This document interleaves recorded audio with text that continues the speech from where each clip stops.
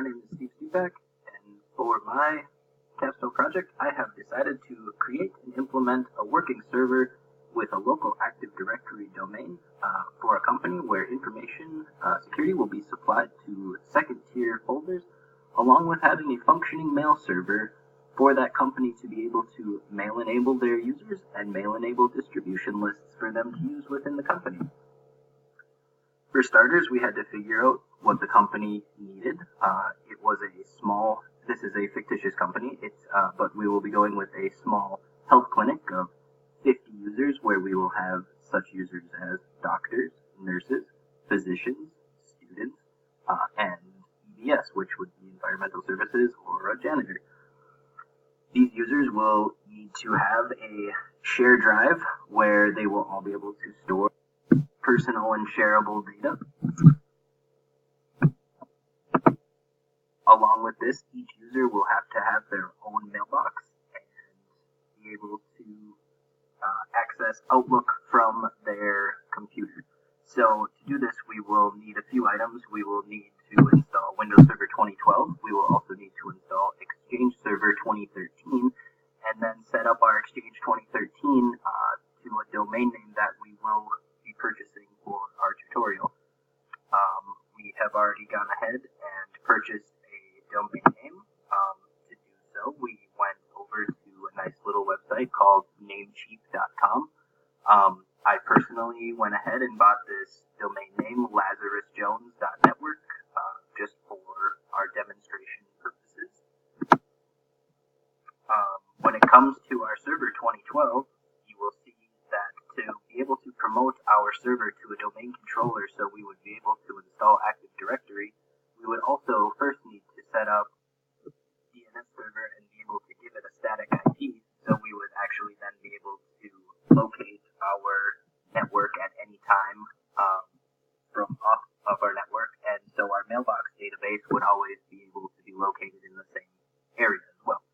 For this example, we have given ourselves an IPv4 address of 192.168.170.136. We also had to go ahead and add ourselves a new share drive. This is also done through the server manager. We just went ahead and created a completely new share drive, and you can go through any of my updates and get a more in-depth view if you do desire. Our next challenge was going to be setting up Exchange Server 2013. I started this with getting a key from dreamspark.com, which LSC was nice enough to provide for me, or for any of us students.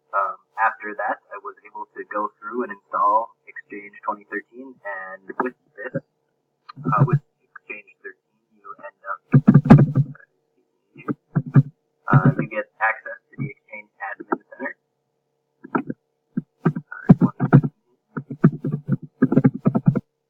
And here is where we get to all of our nitty-gritty of our Exchange servers. This is where we would go ahead and be able to create new users. And when we first initially hop on here, the biggest problem we're going to need to do is actually set up our server so we can actually send and receive mail.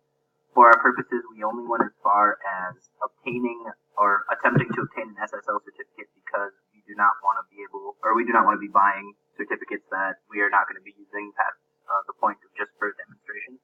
So the first thing we want to do is go over to accepted domains, and the very first thing you're going to want to do is you'll hit this add button, and you have the option to add your own personal domain name that you've purchased. So this is what we first initially called it, but now after purchasing our domain name, it is now lazarusjones.network, and you set it up as an authoritative domain, and you can also set it up as a default. By default, Exchange will set up receive connectors for you, and these will allow for you to receive mail from outside of your network. However, from the get-go, you will not be able to send mail off of your network, and here you will need to create a new send connector, and as you can see, we have gone through and created a new send connector for that as well. So that's for sending and receiving mail, but you actually can't save anything until you have connected your server to your mailbox database. And to do so, you would come over here to databases and create a new mailbox database, which we have done, and this is where all of our mail will be stored for our users. virtual directories. This would be where a user would go to get access to their mail, such as Outlook. And as you can see down here, we have set up our virtual directories where a user would use our https://mail.lazarusjones.network/OWA. The OWA is Outlook, and we have set up all of our mail to go through our third level domain of mail.lazarusjones.network, and then hyphen depending on which mail service you are using.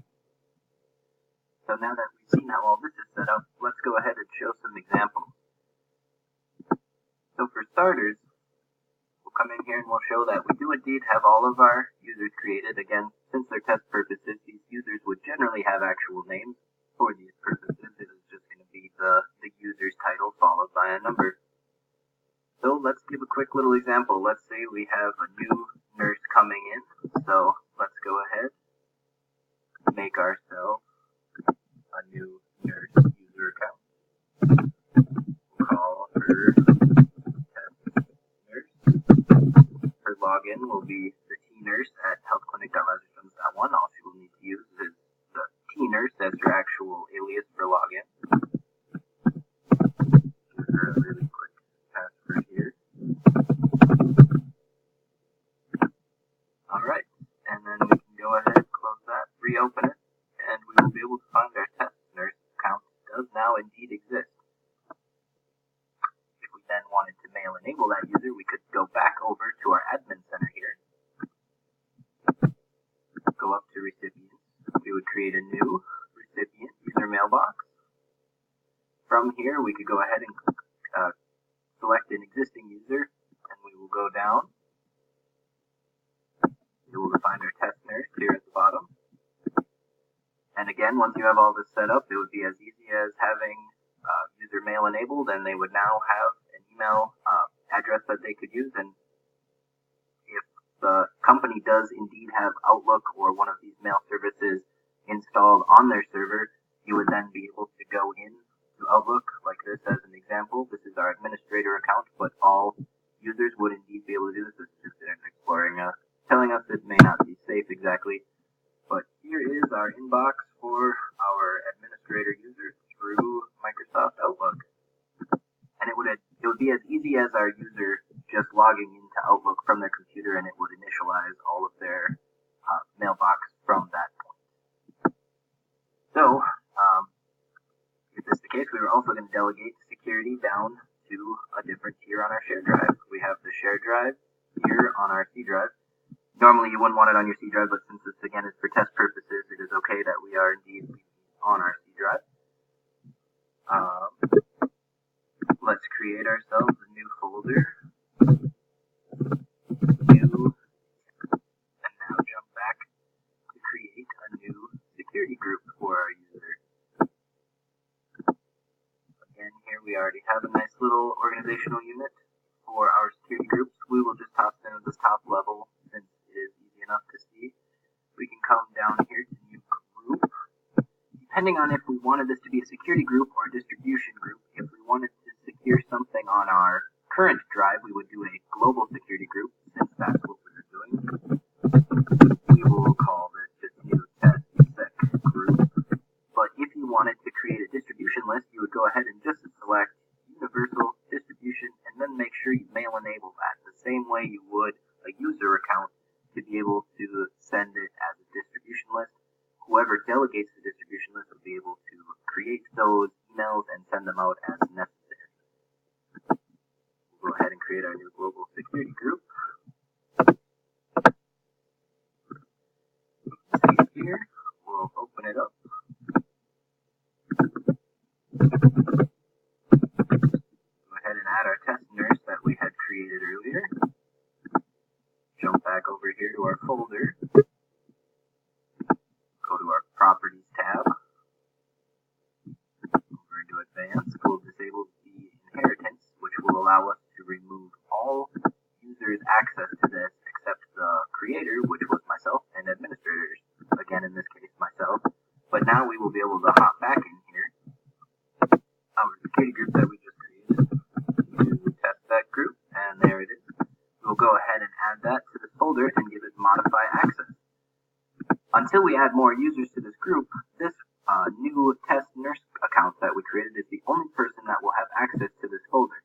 We can also very easily go deeper, but since I am running short on time, I will just give a brief demonstration of how we have these security groups set up. So if we go into here, doctors by department, and go ahead and look at our properties, we'll go over to the security tab, and we'll scroll down to our doctors 1 through 6 and 1 through 7.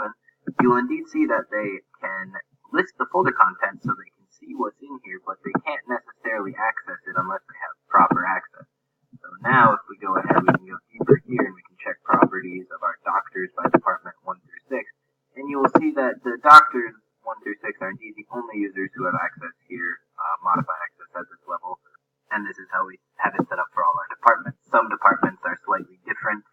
If you go over to the share again, sorry, I know I'm running out of time here, but I'll try to make it really quick. If we look at our EDS employees, you'll see that our primary EDS employees only can list the content, whereas the EDS lead has full modified. But if you go into the EDS employees folder, the lead still has modified access here along with the employees, but then when you go back to just the EDS lead security property, you will see that indeed only he has access at this level. Hope you have learned something from my server, and if you feel you have missed anything, check out the website that I have linked to my Capstone, and you can catch any of the updates with all of the info from my complete project. Thanks again, and I appreciate your time.